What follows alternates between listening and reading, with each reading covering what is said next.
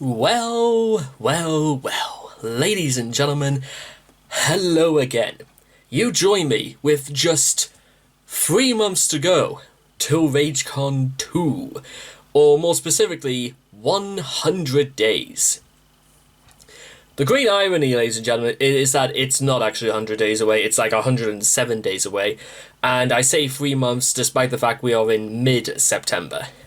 But you don't really need to know that. In fact, for all the difference that makes, then I may as well say this video was actually made 4 months ago. But, you know, whatever. C'est la vie, as they say en France. So, let's just talk about literally, like, as the run to RageCon 2 is ever pacing and ever quickening, like, you know, in a very smart trot. Let's just discuss the fact that September has literally been, this month has been an absolute drag, and we're only at the halfway point of this month. And listen, guys, take my word for this. I feel like I have done absolutely nothing in terms of video production throughout this entire month. I honestly feel like that between family holiday, between a holiday my parents have, me looking after the house, me staying up for like nearly 19 hours a day or stuff like that, from back pain and just all the rest of it. I don't think it's necessarily too surprising, but let's just sort of like go over just why I wanted to make this video anyway, because to be honest, yes, we are approaching a very pivotal, very crucial corner of RageCon 2's production. I'll level with you, ladies and gentlemen. This is bullshit. There are some things that have been happening over the last few days that I just feel like are just straight up bullshit, and I feel like I need to get them off of my chest, because there's something very strange that's sort of like been going on in my head for like the last 2 days. Work is like not really becoming like the sort of place I really want to like go to, because, well, one, yes, I am earning money, and you know, money is a great motivator to make anybody do anything on this planet, but it's skillless and it has no art to it whatsoever. I can't build a career off that sort of thing, and sadly, ladies and gentlemen, I'm sort of in this for the long haul. I want to do something where basically that I can go places with. My job right now isn't going to take me anywhere, except to an early grave or something like that, I don't know. And the worst thing is, ladies and gentlemen, is that my contract for my job right now has been moved, but expires on the 31st of January 2022, the day of my 24th birthday. Happy birthday to me, I suppose.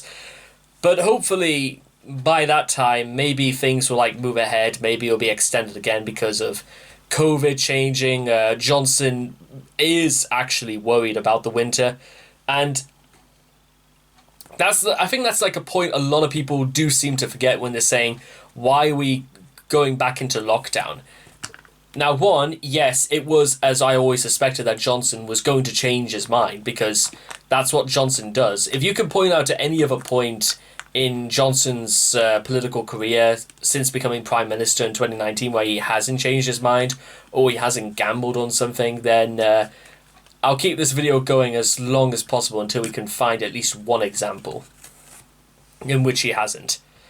But because I don't want to like punish the rest of my viewers, let's just go over it like this. What a lot of people do seem to like forget, especially when it comes down to COVID, is that nobody in their right mind wants to die from COVID. Nobody in their right mind wants to be simply another statistical unit on gov.uk for the daily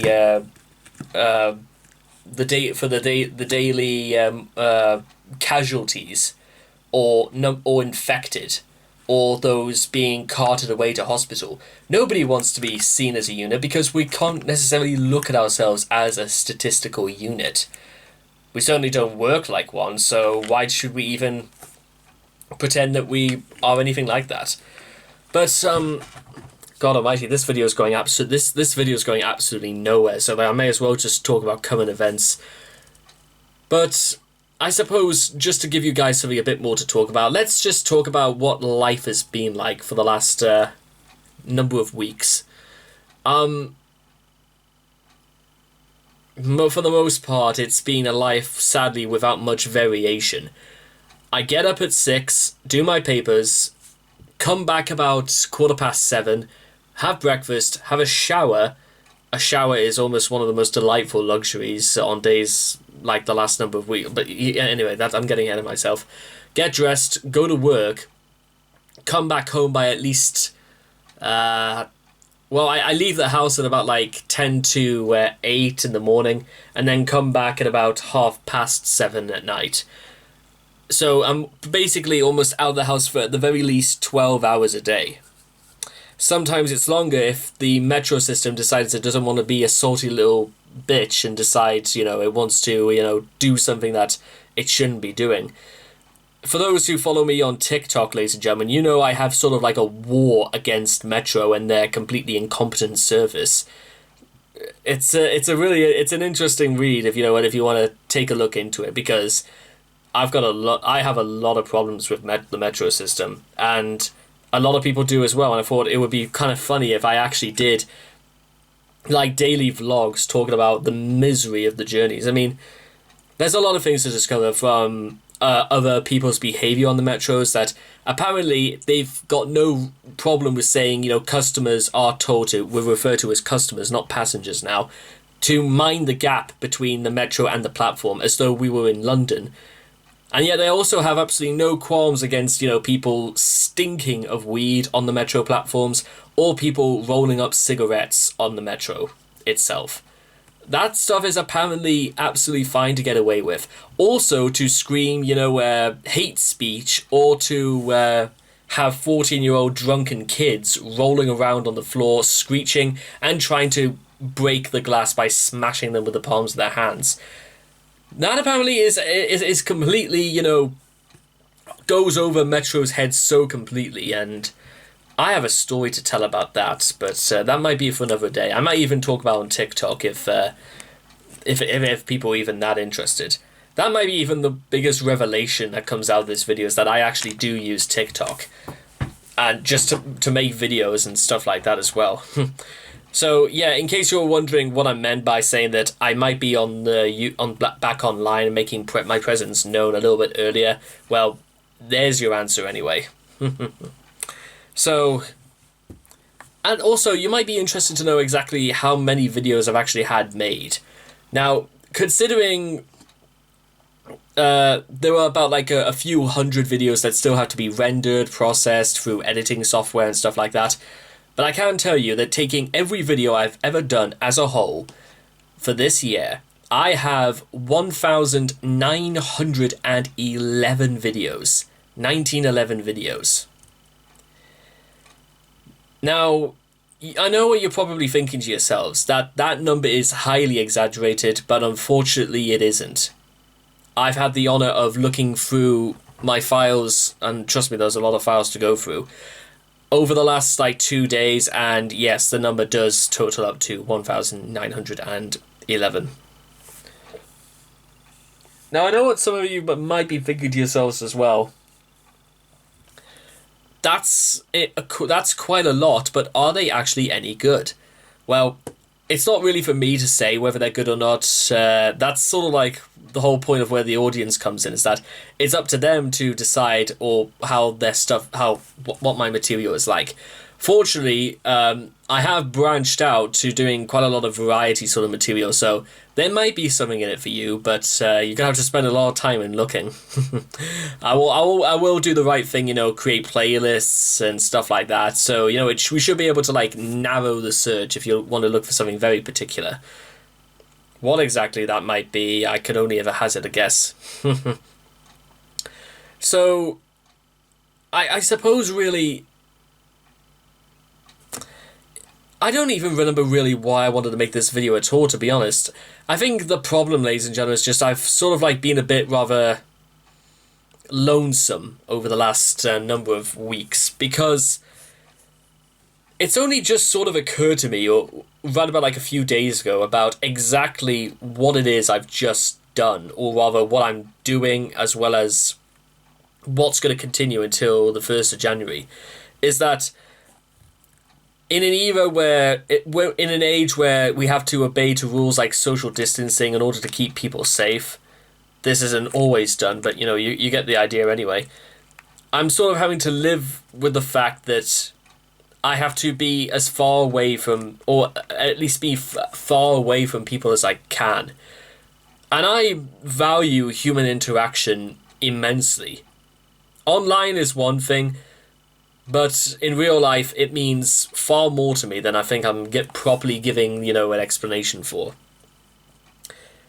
It's not necessarily helped by the fact that,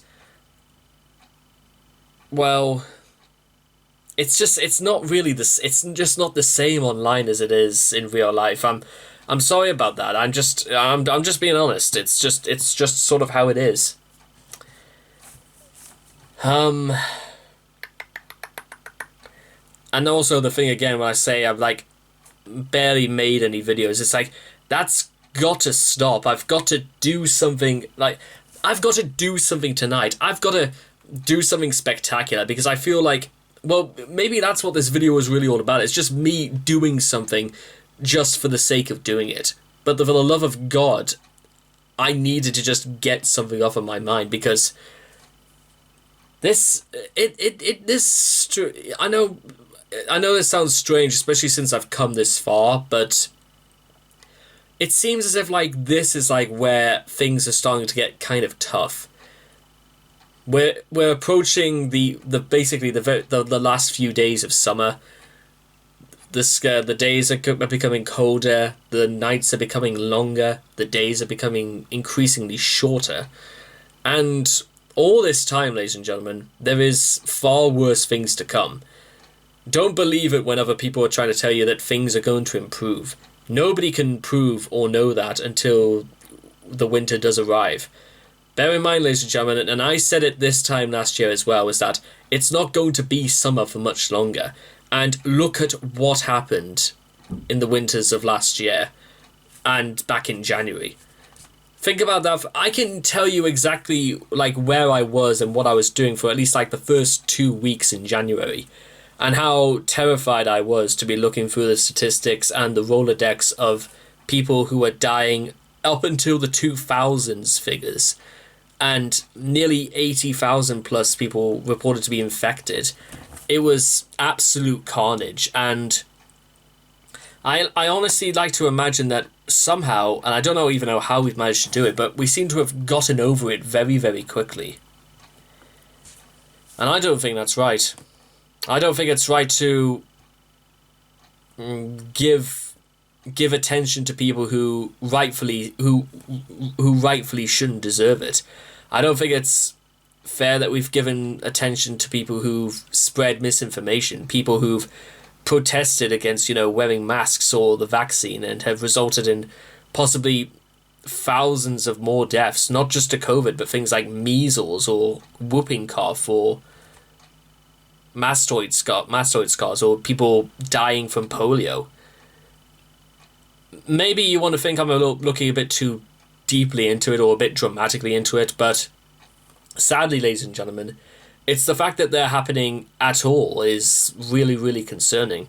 Stuff that we should have stopped dying from 60, 70 years ago. I can't stay silent anymore about stuff like that. I can't do that. Because I see plenty of people who are saying that this is wrong, that people shouldn't be protesting like this because of the things that could save thousands of lives. Because I can't stay silent about stuff like that, because it's not right for me to stay silent, especially since I've spent all of this year saying things, but behind a camera. I've had a voice, but nobody's heard it because of the decisions I chose to make. I've chosen to speak, but I haven't spoken at all. And I do blame, that is a fault on my part, ladies and gentlemen. This is like my second video of this year, well, third I should say, that I'm actually making public. And I can't believe that in spite of everything that's happened this year, I've actually chosen to stay silent throughout most of it. Because 1900 videos, ladies and gentlemen, would suggest otherwise, that I've been anything but silent. I suppose you could say it's almost like a very ironic, turn of events that I make so many videos and nobody is listening or watching them. Because that could be my worst fear come true, is that when the day comes and absolutely nobody is interested. Well, I can't prove that, but I can't say that isn't a possibility either, so... I suppose, like, for what it's worth, ladies and gentlemen, well, I'm not exactly giving up, ladies and gentlemen. I'm not giving up hope right now.